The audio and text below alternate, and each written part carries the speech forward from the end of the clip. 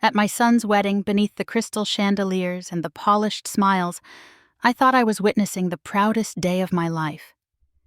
58 years of sacrifices of grading papers late into the night of saving every penny to give Michael a chance at the future I never had. All of it seemed worth it as I watched him standing there in his tuxedo. But then in the middle of the laughter and champagne toasts, his bride turned on me. She leaned close, her eyes sharp as glass, and whispered one word meant to cut me open. "Poor." Before I could react, a slice of cake was shoved into my face. The room erupted in laughter. Frosting slid down my cheek. But what burned more was the sting of humiliation, the betrayal of being treated as nothing on the very night I should have felt everything. I am Linda, a retired teacher from Boston, and in that moment I thought the story of this wedding would be my deepest shame. But life has a way of turning the cruelest moments into revelations. And that night, something happened that no one will ever forget. I was standing in front of the mirror, smoothing down the fabric of the navy dress I'd chosen for the rehearsal dinner, when the weight of it all finally hit me. My only son was getting married. At 58, retired from years of teaching middle school English in a quiet suburb of Connecticut, I should have felt nothing but pride. And I did in many ways. Michael had always been my anchor. Steady, thoughtful, the kind of man who remembered birthdays, who still called me twice a week just to check in. But lately a sliver of unease had begun to creep in, something I couldn't shake no matter how hard I tried. Michael had fallen in love with Amelia 2 years ago, a bright, beautiful young woman from Manhattan. She was 27, polished with that kind of glossy confidence that drew attention the moment she walked into a room. From the beginning, though, there had been something in her eyes when she looked at me. A flicker of disdain, sharp and quick, as though she were already judging and dismissing me in the same breath. I had tried to brush it off. She came from a different world than mine. Her parents were successful business people. She had grown up in penthouses and vacationed in Europe while I had raised Michael on a teacher's salary after my husband passed away. Maybe I was being overly sensitive, I told myself. Maybe I was seeing ghosts where there were none. Still, as I zipped up my dress that evening and took one last look in the mirror, I couldn't shake the feeling that Amelia's world and mine would never blend easily. I wanted so badly to belong, to be accepted by her and her family for Michael's sake, if nothing else. So I forced a smile, picked up my purse, and headed down to the hotel ballroom where the rehearsal dinner was already in full swing. The room glowed with candlelight and expensive floral arrangements. Amelia's side of the family dominated the center tables, laughing loudly, glasses of champagne in hand. My small group of relatives and a couple of close friends sat tucked off to the side, quiet but supportive. When Michael saw me walk in, his face lit up and he immediately pulled me into a hug. "Mom, you look great," he said warmly. His voice steadied me as it always had. He was my boy, no matter how grown up he looked in that crisp suit. "Thank you, sweetheart," I replied, smoothing his tie. "I can't believe tomorrow's the big day." I know he grinned before being whisked away by Amelia's maid of honor to handle some last-minute detail, and then it was just me and Amelia.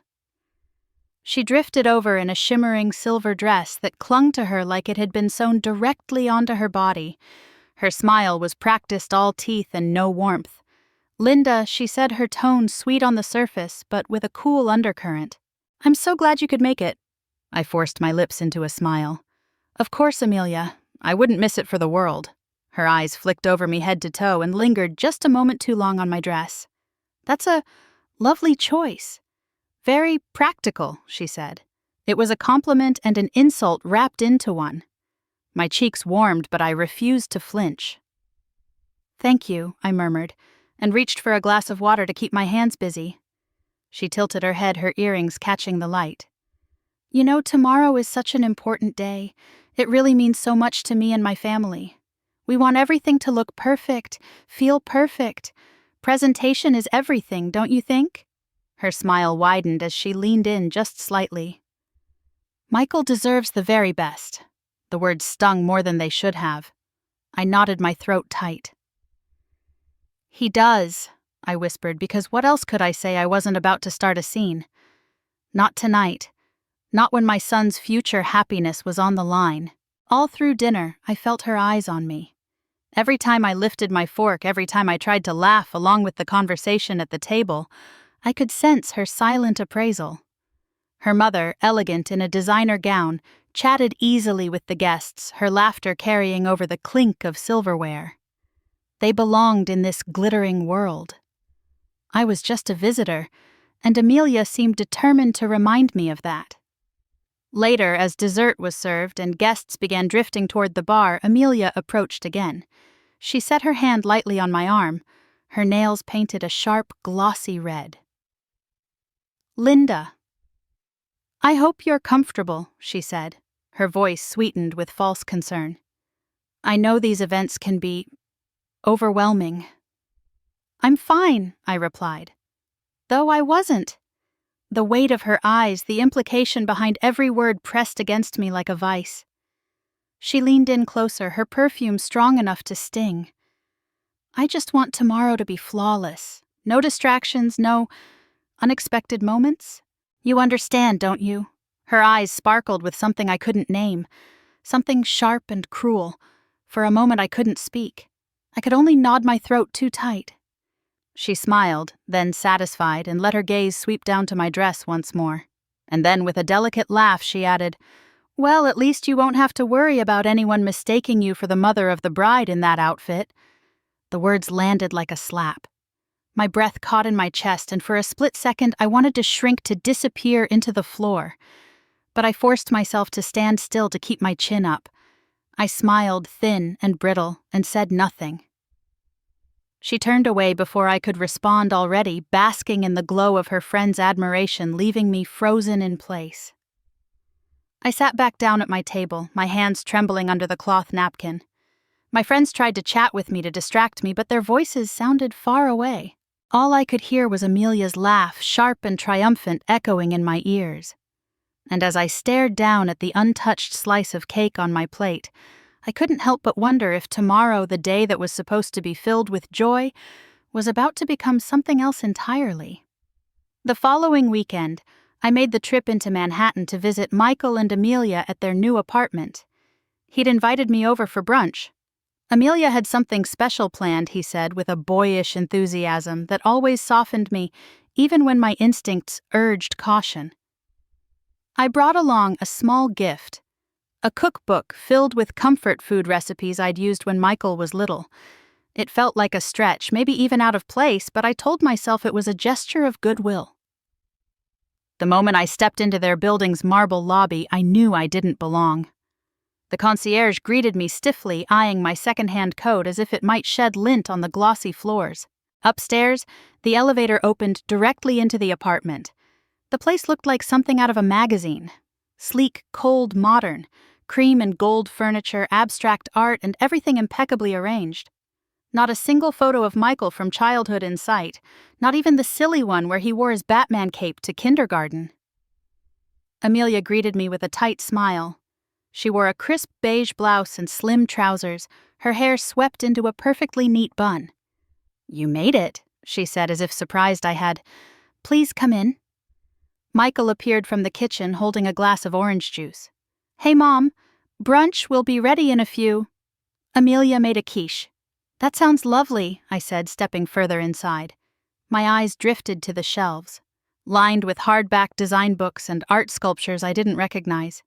The whole place felt curated, not lived in.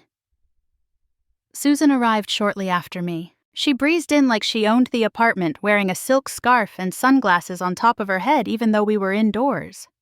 "Linda," she said airily, "how charming of you to join us." "Thank you, Susan." "It's good to see you," I replied politely. She walked past me without waiting for a response and air-kissed Amelia. Darling the florist just confirmed the centerpieces. All white orchids, nothing less. I sat on the cream-colored couch, careful not to touch too much. Across the room I could hear them chatting in low voices near the kitchen island. I didn't mean to listen in, but their words floated clearly through the open space. "He's doing well, but still too influenced by her," Susan murmured. "She means well," Amelia replied, not sounding convinced. You and Michael deserve better. A clean start, not dragging along habits from his mother's side. She'll fade into the background soon enough, Amelia said with a laugh. My hands gripped the cushion beside me. I stared ahead, pretending to admire a painting on the wall, my ears burning. A clean start. Fade into the background. My son's future being discussed like a business merger, and I was just an unfortunate footnote. Michael called us all to the table, oblivious to the tension simmering just below the surface. Quiche Lorraine roasted asparagus and fresh fruit, he said proudly. I tried to smile as I took my seat. It all looks wonderful. It's nothing really, Amelia said, pouring mimosas. Just something light.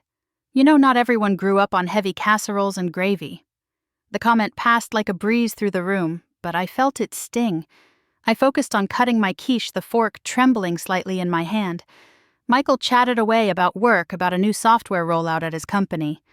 I nodded, tried to engage, but I felt like I was behind glass. Susan barely spoke to me directly, but she was all warmth, with Amelia complimenting her on the table, setting the choice of cloth napkins, the citrus garnish. As we were finishing, Susan stood and disappeared into the bedroom.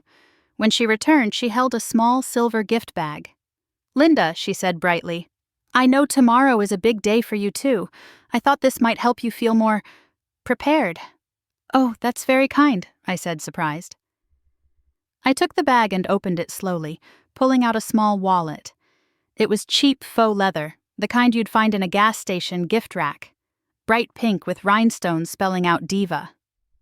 I looked up. Susan's eyes sparkled, full of polite cruelty.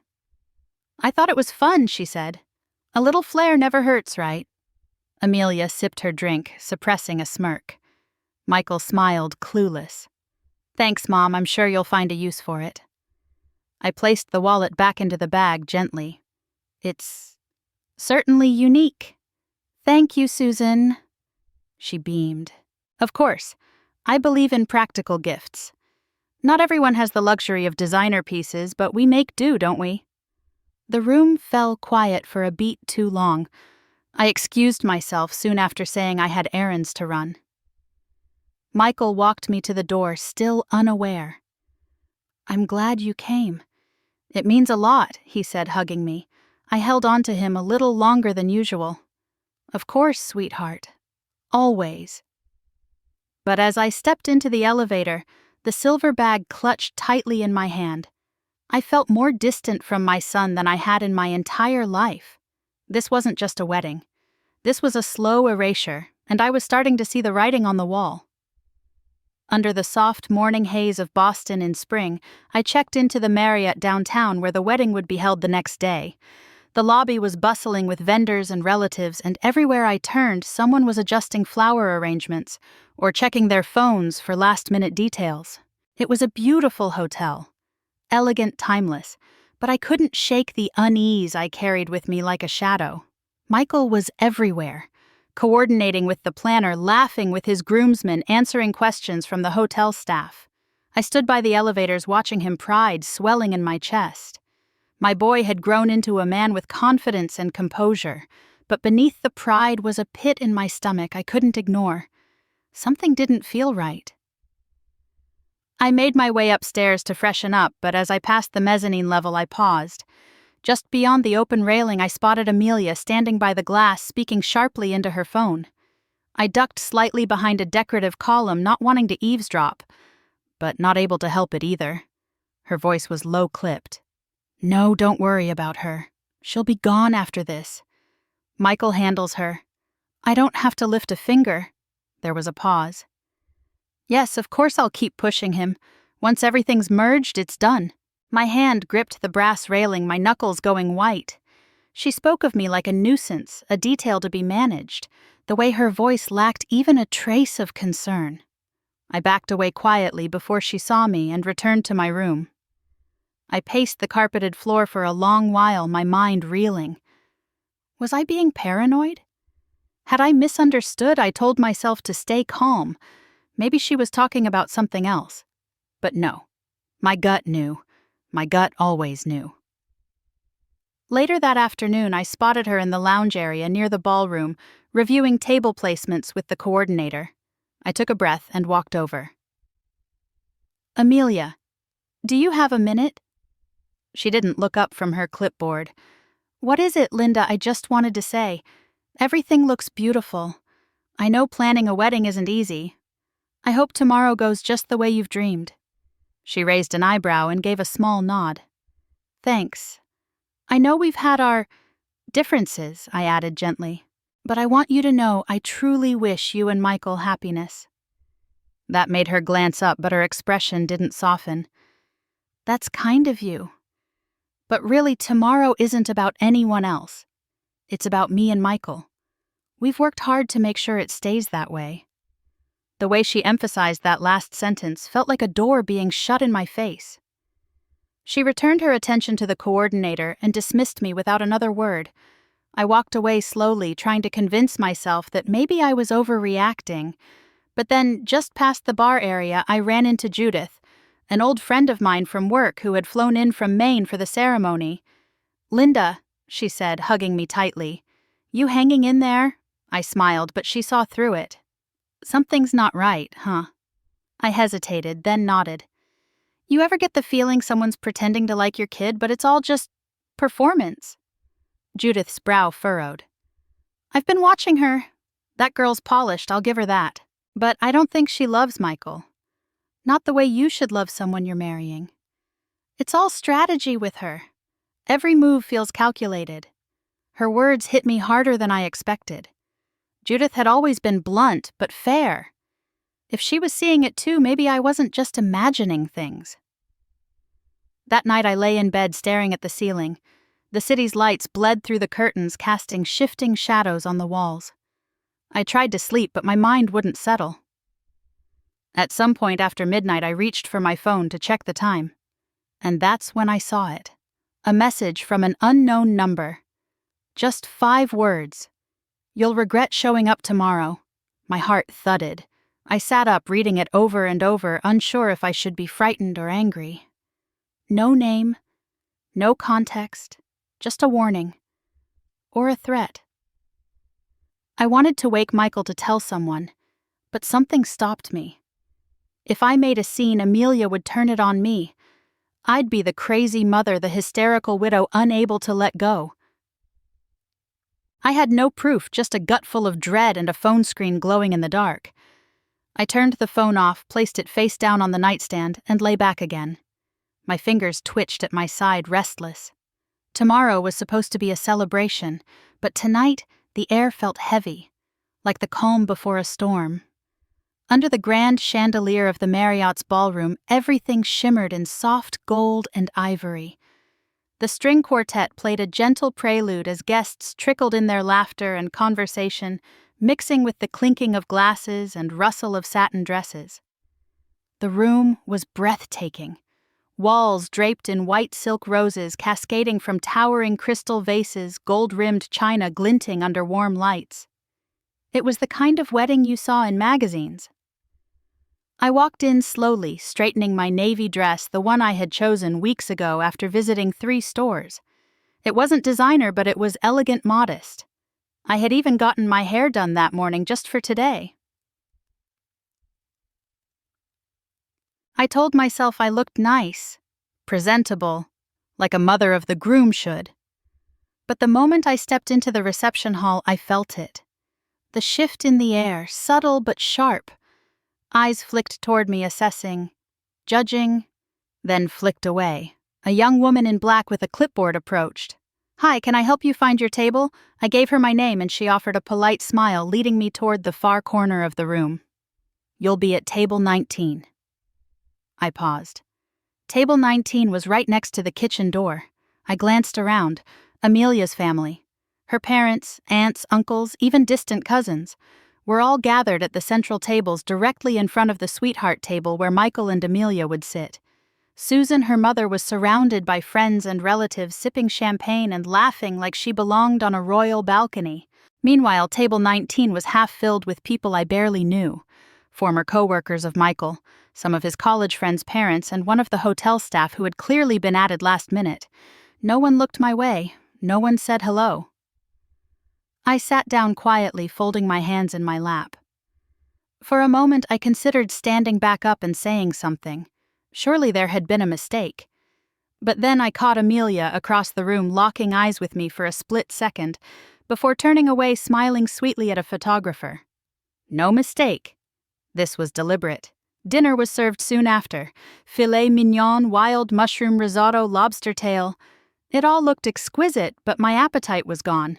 I picked at my plate, forcing small talk with the woman beside me, a friend of Michael's from college who remembered me vaguely from a graduation party. I kept watching Michael from afar. He looked happy, or at least determined to be. He was charming guests, shaking hands with Amelia's relatives, making his rounds like a man trying to bridge two worlds. But I wasn't part of that world, not today. The moment that pierced me came when Susan approached our table with a flute of champagne in hand. She wore an emerald green gown dripping in diamonds and walked like she was floating on air. Everyone at the table turned toward her. "Oh, Linda," she said, placing a manicured hand on my shoulder as if we were old friends. "I'm so glad you made it." I stood up politely. "Of course, I wouldn't miss my son's wedding." Her smile tightened. "Yes, well, you look lovely. I hope the dress wasn't too hard to find. You know, finding something appropriate at our age can be a challenge." I blinked, stunned by her backhanded compliment. Before I could respond, she leaned in just a little closer, voice barely above a whisper. "I hope you'll remember tonight isn't about making statements or drawing attention. Michael has so much ahead of him. Let's not weigh him down with sentimentality." I stared at her. "Are you suggesting I'd embarrass my son?" She smiled wider. Teeth perfect. "Oh, no, dear. I'm suggesting you don't." Then, with a light laugh, she turned and glided back toward the center of the room. My chest tightened. Around me, people pretended not to notice. But I noticed. Every word, every snub. The toasts began shortly after, one by Amelia's father, one by her college roommate, and another by her boss from the marketing firm she worked at in New York. Each speech painted her as brilliant, ambitious, unstoppable. Michael was mentioned only in relation to her achievements, as though his role was to support her ascent. No one asked me to speak. No one even looked in my direction. As I sat there clapping politely, I realized how carefully everything had been curated. This wasn't just a wedding. It was a show, a display of power, of pedigree. And I was the out-of-place extra in the wrong costume left in the wings to watch the performance? Still, I smiled. I lifted my glass, and I waited. Something deep inside me had begun to stir. Not just pain, but something colder, something patient, something sharp. Under the glow of the chandelier and surrounded by the sound of clinking glasses and soft jazz, the reception entered its next phase. A towering white and gold wedding cake had been wheeled out to the center of the ballroom, stealing everyone's attention. The pastry chef received a round of applause, and Amelia and Michael walked over hand in hand, cutting the first slice together with theatrical flair. Guests laughed, toasted, and the photographer hovered nearby, capturing each perfect angle. The MC took the mic and called for a traditional moment. "And now we'd like to invite the mother of the groom to join us at the cake table." Applause followed. I felt a few heads turn in my direction as I slowly smoothed my dress and walked toward the couple. My heart thudded, my palms damp. I tried to steady my nerves. Maybe this was a peace offering, a chance to share a smile with Amelia and bridge the tension. Maybe I'd misunderstood everything. Michael smiled when he saw me, his expression warm, though tinged with something I couldn't quite read. Worry, perhaps. Amelia, however, stood tall, chin lifted, her smile perfectly polished for the camera.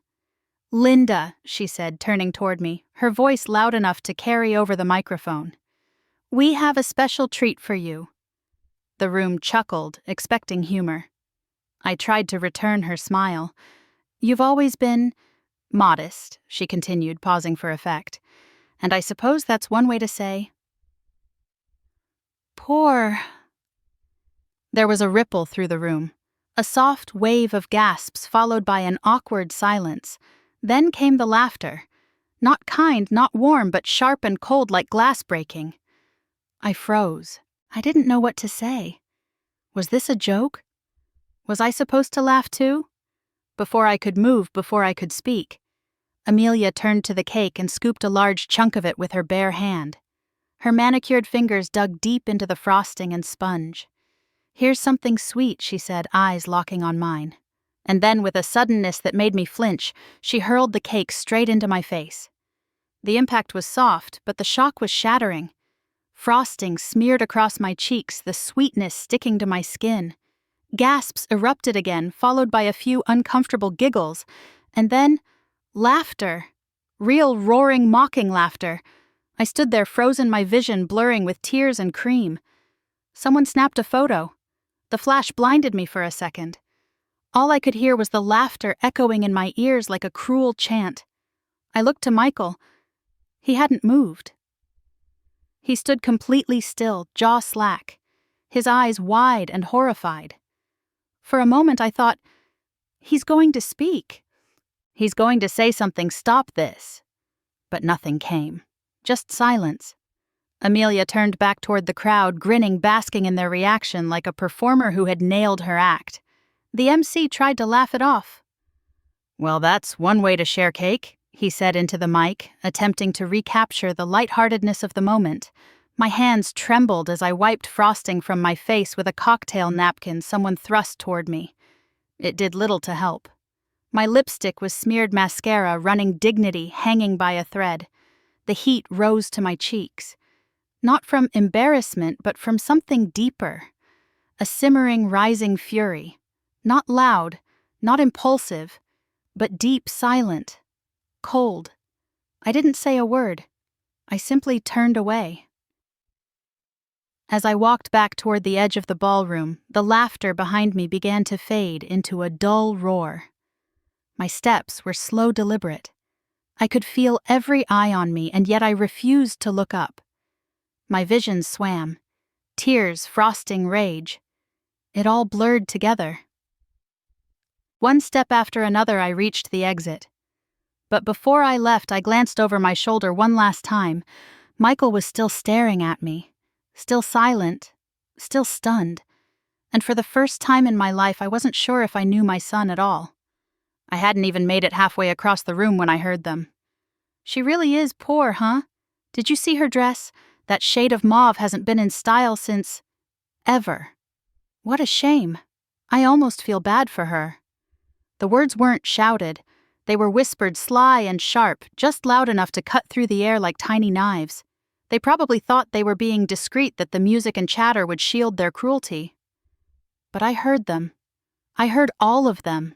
I gripped the edge of the nearest chair for balance.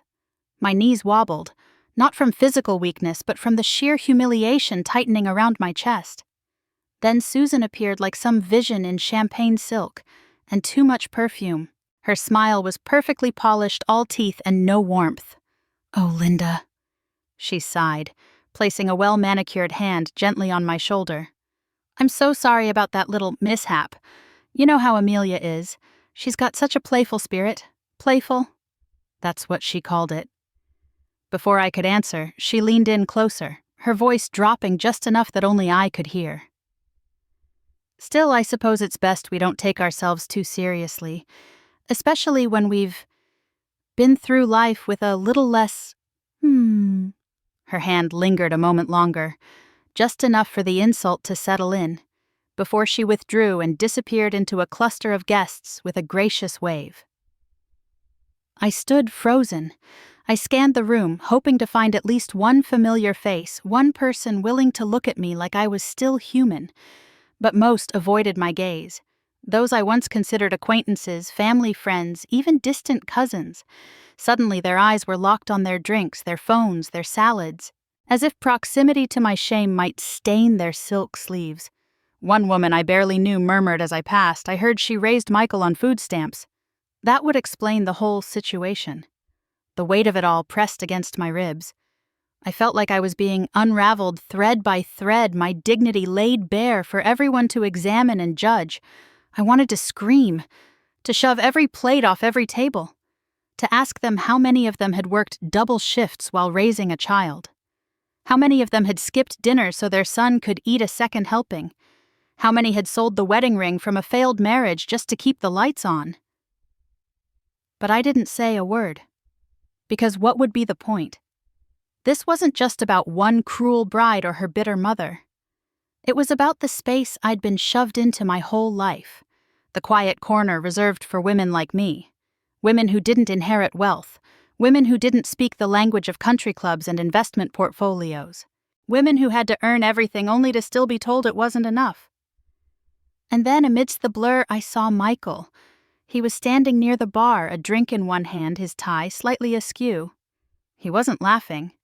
He wasn't even speaking. But he was watching me. Our eyes met. For a brief second I thought he might come over, that he might walk past all the noise, all the judgment, and pull me into a hug like he used to when he was 5 and scraped his knee. I imagined him saying, "I'm sorry, Mom. That should have never happened." But he didn't move. Instead, Amelia glided over to him, slid her arm through his, and whispered something in his ear. His eyes didn't leave mine. But he didn't come. I felt my heart contract sharp and sudden like a door slamming shut inside my chest. He was choosing her. And in that moment, something in me broke. Not from the cake, not from the whispers, not even from Susan's smirk, but from the boy I raised, the one I gave everything to, standing there and doing nothing. I turned away. I didn't want him to see my tears anymore. I turned away. But before I could take another step, I heard the sharp scrape of a microphone being lifted. The music cut out. Conversation stopped mid-sentence. A sudden silence fell over the ballroom like a dropped curtain. Then a voice, firm, flat, and cold. "I need everyone's attention." I turned back. It was Michael. He was standing on the stage next to the towering wedding cake, his hand wrapped tightly around the microphone. His jaw was clenched, his shoulders stiff. The light above him made his pale face appear even more colorless. For a moment, no one moved. All I could hear was the soft buzz of the speakers and the thudding of my own heart. Michael slowly looked around the room. His gaze didn't waver, didn't soften. He wasn't the glowing groom anymore. He looked like a man who had just been betrayed in front of hundreds. Then he turned to Amelia. She stood beside him, one hand still dabbing at her eyes with a tissue someone had handed her. Her mascara had begun to smear her confident posture, visibly crumbling. Michael's voice rang out again, this time quieter, but every word landed with precision.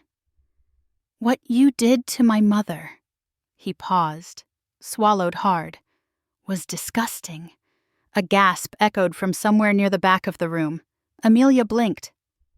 "Wait, Michael, baby. I was just..." He held up a hand, cutting her off. "You humiliated the woman who raised me, who worked herself to the bone so I could have a better life, who never once asked for anything in return." A rustle of murmurs swept through the crowd. Michael wasn't done, and you did it with a smile on your face. For what a joke, to look powerful in front of people who don't even matter. He turned back to the audience, now his voice steady and strong. "I want to make something very clear. I don't care how much money someone has. I don't care what they wear or what they drive or where they come from. What I care about is respect." He paused again, then slowly removed the microphone from his jacket. "And if anyone in this room thinks my mother deserves anything less than that, then I suggest you see yourselves out." The room was dead quiet. No one laughed. No one moved.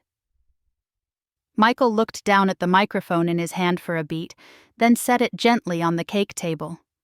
Amelia reached for him. "Michael, please," her voice cracked. "It was supposed to be funny, I swear.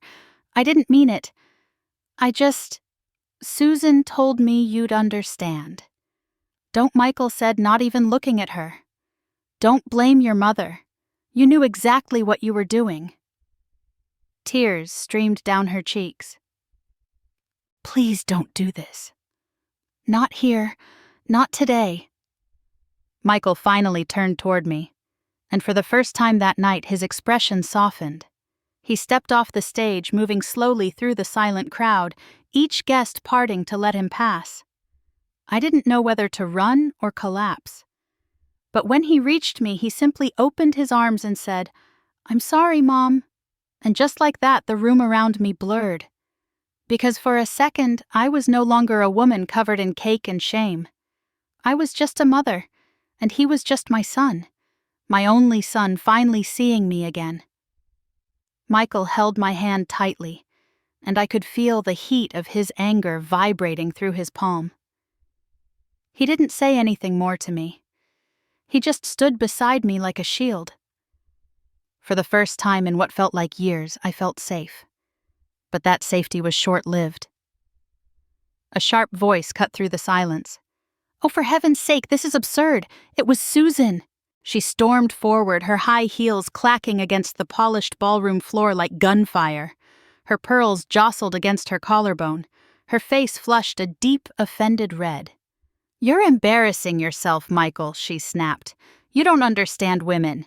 That was just a harmless joke between girls. Your mother needs to learn to laugh at herself." Michael didn't flinch.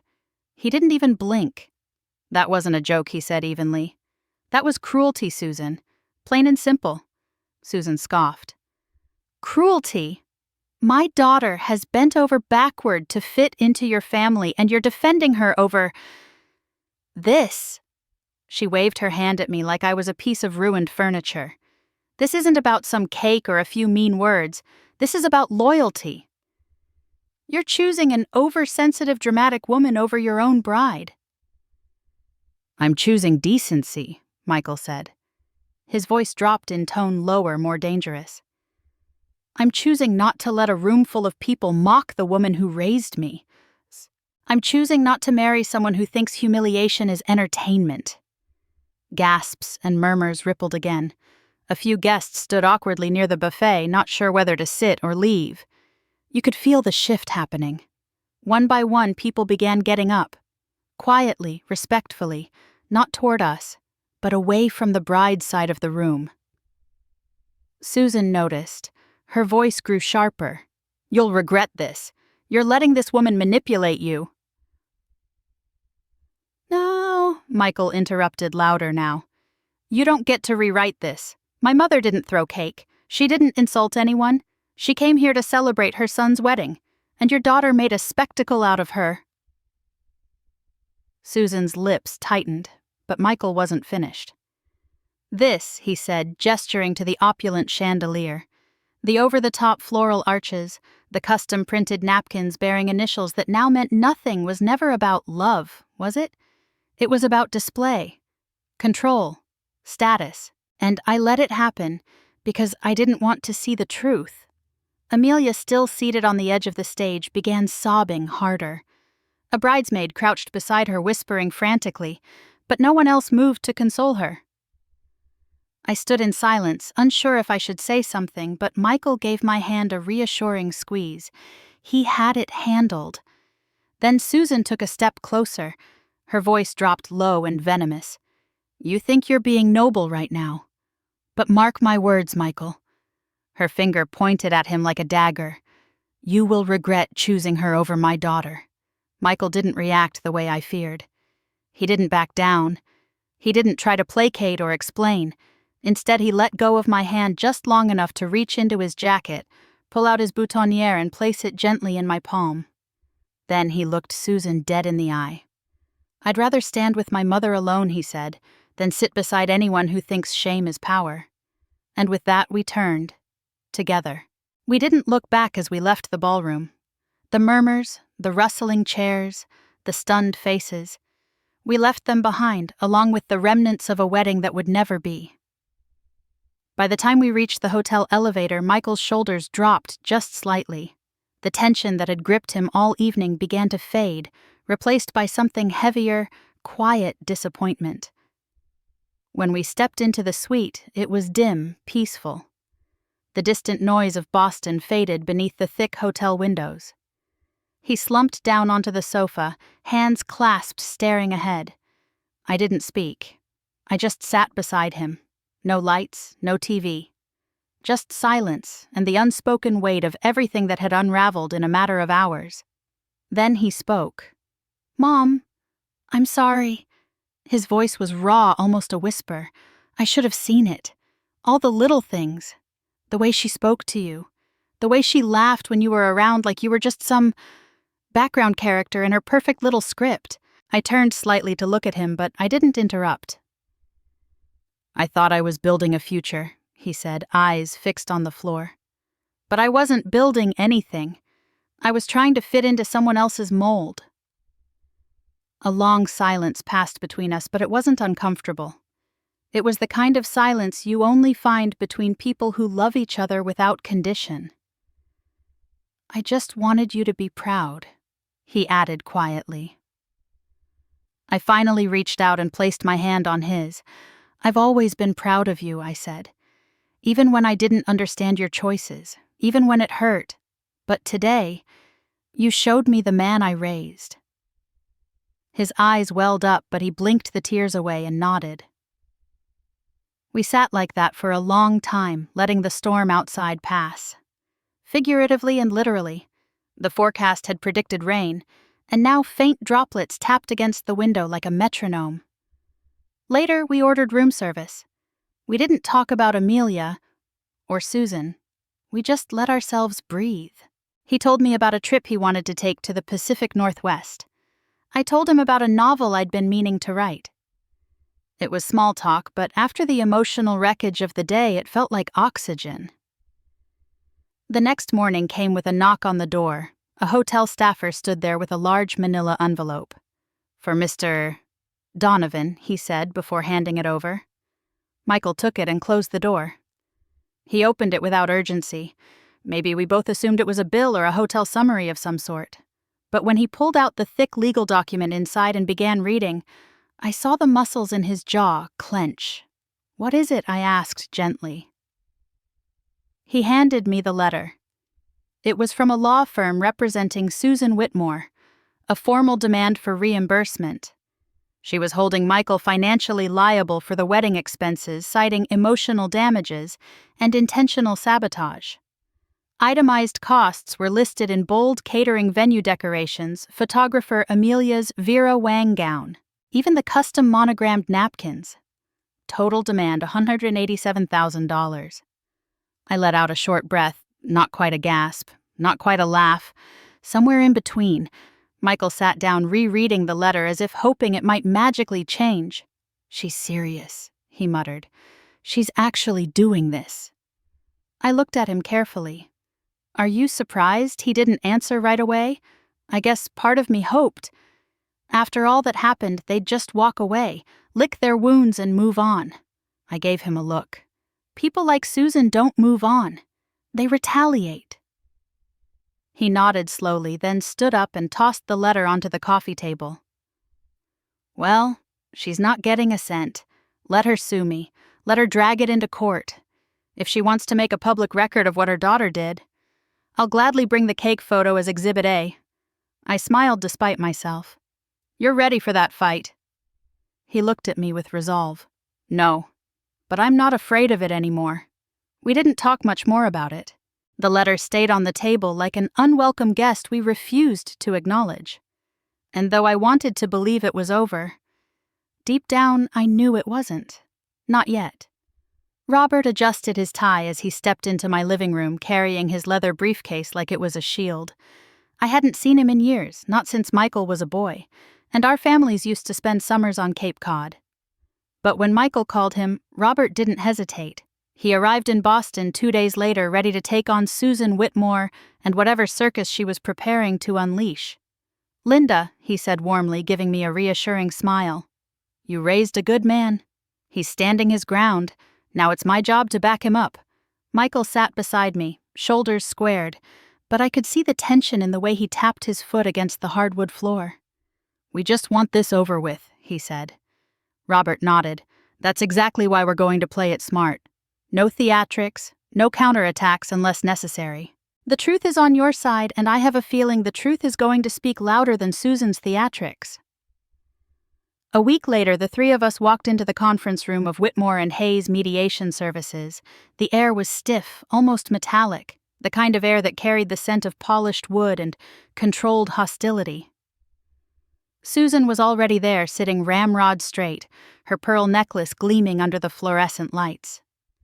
Amelia sat next to her, sunglasses perched on her nose, despite the indoor setting, like she could hide from reality if she just kept her eyes covered. The mediator, a soft-spoken woman named Claire, cleared her throat and gestured for everyone to sit. "This is a voluntary mediation. Our goal is to resolve this matter without litigation."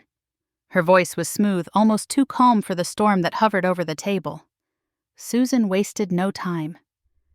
"This has all been blown out of proportion," she said with a brittle laugh. "A wedding is a high-stress event. Sing. Emotions run high. Things get a little messy. But at the end of the day, it was just a silly misunderstanding. A cake mishap. That's all." My stomach tightened. I could feel my face heating, but Robert laid a hand over mine beneath the table, a silent reminder. "Wait." Michael leaned forward. "It wasn't a mishap. She humiliated my mother in front of 200 guests." Amelia shifted in her chair, but said nothing. Susan gave her a sharp look, then turned back to the mediator. "He's exaggerating. Young brides get nervous, that's all. It wasn't malicious." That's when Robert slid a tablet across the table. "With respect, Susan," he said evenly, "this isn't about nerves. It's about intent. And luckily we don't have to debate intent. We have evidence." Claire tilted her head.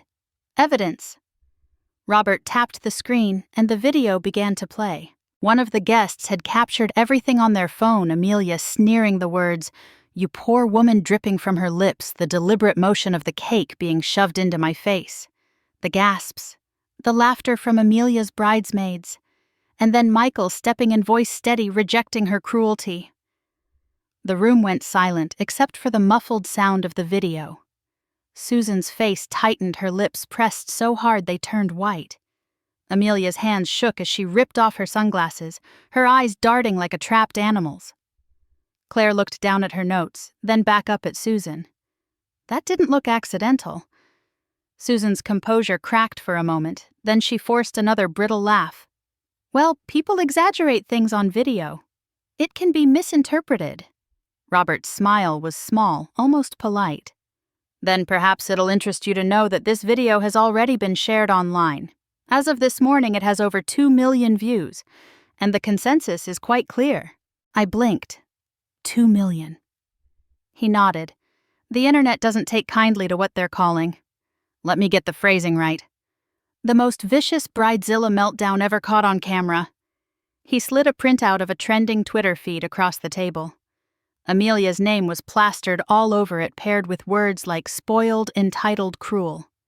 Amelia's face crumpled. "Mom," she whispered, "they're tearing me apart. Everyone's laughing at me.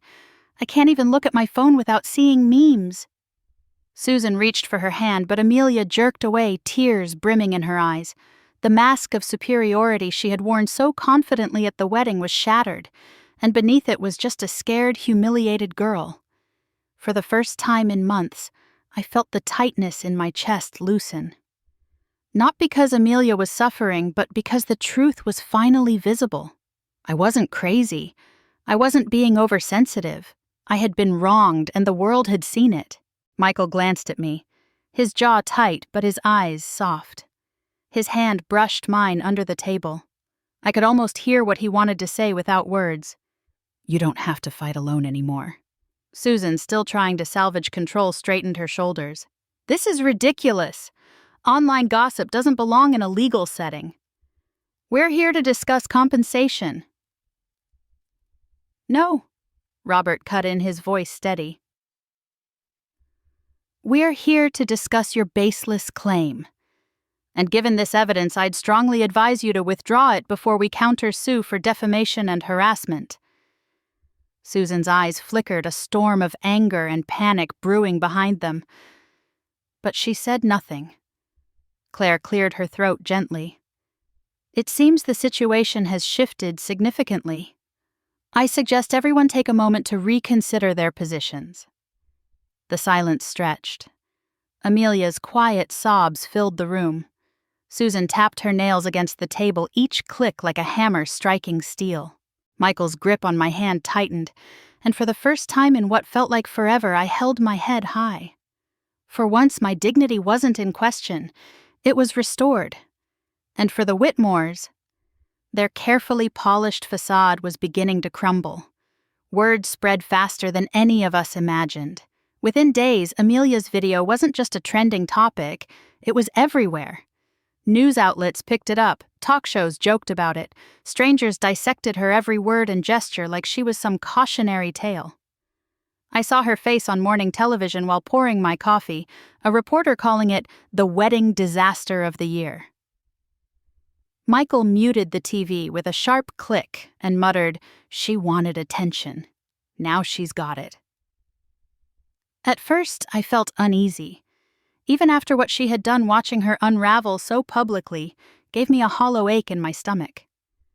But then the stories kept coming. A Boston fashion boutique canceled her contract as their brand influencer. A wedding venue rescinded a collaboration she had been boasting about for months. Even a skincare company that had once plastered her smiling face on their website issued a statement distancing themselves from her. The Whitmores had spent years cultivating their reputation among the city's upper crust. Susan's charity luncheons, Amelia's carefully curated image. Now that polished facade was crumbling like a sand castle against the tide. I overheard whispers at the market, women leaning over produce bins, murmuring, "Did you see what she did to her future mother-in-law? Disgraceful." Susan herself went quiet in public, which was unusual. She had always been the type to dominate a room, her voice sharp enough to cut glass. Now she walked with her chin tucked low, her usual group of admirers nowhere in sight. It was as if the whole city was turning its back on her, one cold shoulder at a time. I found myself reflecting late at night, sitting by the window with the city lights flickering in the distance. I had once thought revenge meant action, some calculated strike. But watching Amelia's world collapse under the weight of her own choices, I realized sometimes life hands out justice without our help. One evening, Michael sat across from me at the kitchen table. He had papers spread out his eyes, scanning every line before he finally pushed them toward me. "I've made up my mind, Mom." I looked down and saw the words, "Petition for annulment." My throat tightened. "You're sure?" "Yes." His voice was steady, resolute. "I can't build a life with someone who humiliated you, who showed me exactly who she is in front of everyone. I won't excuse it anymore." I reached across the table and squeezed his hand. "I'm proud of you." The next day, he delivered the paperwork to the courthouse. It was surreal watching him walk into that building, tall and unyielding, like he was finally stepping into his own strength. The fallout hit Amelia harder than anyone could have predicted. She showed up at Michael's apartment one night, mascara running her voice raw from crying. I wasn't there, but Michael told me every detail afterward. "She begged me, Mom," he said, pacing the living room. "She said she'd been under pressure, that it was just a mistake, that we could move past it." His jaw clenched, but all I saw was the same woman who thought it was funny to destroy you on what was supposed to be our happiest day. I imagined her there on his doorstep, the glamorous image stripped away, reduced to tears and desperation. A part of me pitied her, but another part knew pity didn't erase cruelty. "What did you say?" I asked quietly. Michael stopped pacing and looked at me with eyes that carried both sadness and determination. I told her it was too late, that some things can't be undone with an apology. He sank into the couch, rubbing his temples, and I knew it hadn't been easy for him. He had loved her once, but love built on lies and humiliation couldn't last. That night as I lay in bed, I thought about Amelia's tears, Susan's silence, the whispers that followed them through Boston's streets. And for the first time since the wedding, I felt something close to peace. I didn't have to lift a finger. The world had drawn its own verdict. Still, a quiet voice in the back of my mind warned me this wasn't the end. People like Susan didn't surrender easily. And Amelia, humiliated as she was, might not be done grasping at whatever threads she thought she had left. For now, though, as the city slept around me and Michael rested in the next room, I allowed myself the smallest luxury breathing without fear, without shame. The storm had broken, and though the damage was everywhere, I was still standing. When the dust finally settled, I packed my bags and returned to Boston. The city greeted me with its familiar rhythm. The clang of the trolley, the salty wind from the harbor, the chatter of college kids on the sidewalks. After all the chaos of the wedding and the scandal that followed, the ordinary sounds of home felt like medicine.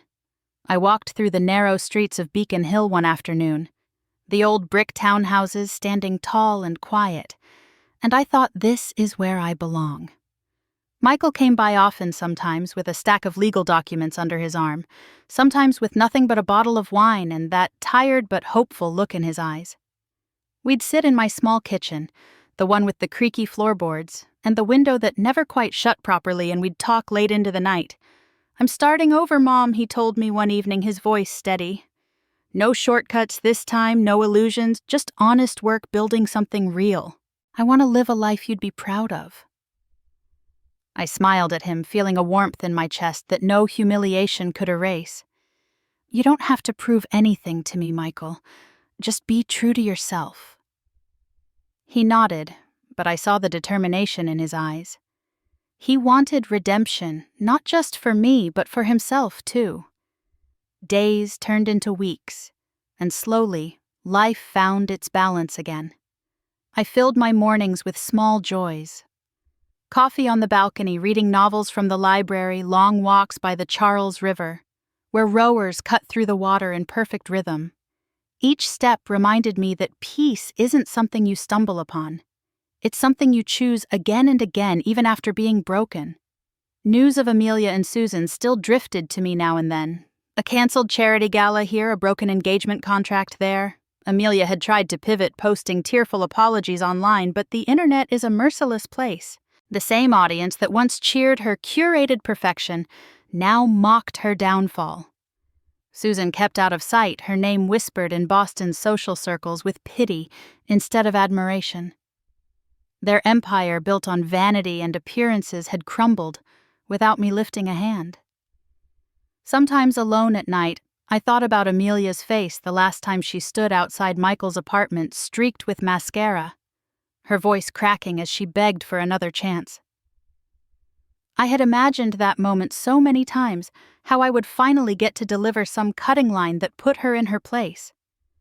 But when it happened, I didn't need words. Life had already spoken for me. Michael signed the final papers for annulment that spring. We walked out of the courthouse together, the crisp air cool against our faces. He took a deep breath, almost like a man surfacing after being underwater too long. "Free?" I asked, half joking. He let out a short laugh. "Free." We didn't celebrate with champagne or a fancy dinner. Instead, we went home, ordered pizza from the little shop around the corner, and sat cross-legged on the living room floor like we used to when he was in college. It wasn't glamorous, but it was real, and that was enough. The months that followed were quiet but meaningful. Michael took a new job at an architecture firm downtown, determined to rebuild both his career and his sense of self. He wasn't the same man who had walked down that aisle with Amelia. He was wiser now, stronger, his eyes no longer clouded by illusions of love wrapped in cruelty.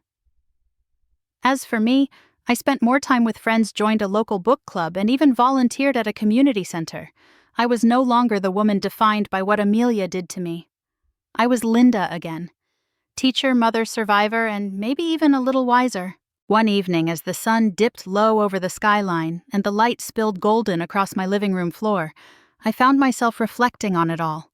Betrayal, humiliation, resilience, and healing. I realized something I wished I had known sooner. Karma doesn't miss a soul. It doesn't always arrive when we expect it, but it arrives all the same, quietly and decisively. Justice may take its time, but it walks with certainty. And when it comes, it doesn't just expose the guilty, it frees the ones who carried the weight of their cruelty. I looked out my window at the lights of Boston, feeling no bitterness, only a calm acceptance. Amelia's tears, Susan's silence, Michael's redemption, All of it was part of a larger story that didn't need me to orchestrate its ending. Life had a way of writing its own conclusions. In that quiet, I thought of all the women who had endured betrayal, humiliation, or cruelty within their own families. Women who had been silenced, dismissed, or laughed at. I wanted to reach them somehow to tell them what I had learned standing in the ashes of what Amelia tried to do to me. If you've ever carried the sting of betrayal, if you've ever been humiliated in your own family, remember this? Justice may be late, but it always arrives. Don't let shame silence you. Don't let cruelty define you. Because one day when you least expect it, the truth rises. And when it does, you'll find that you were stronger all along.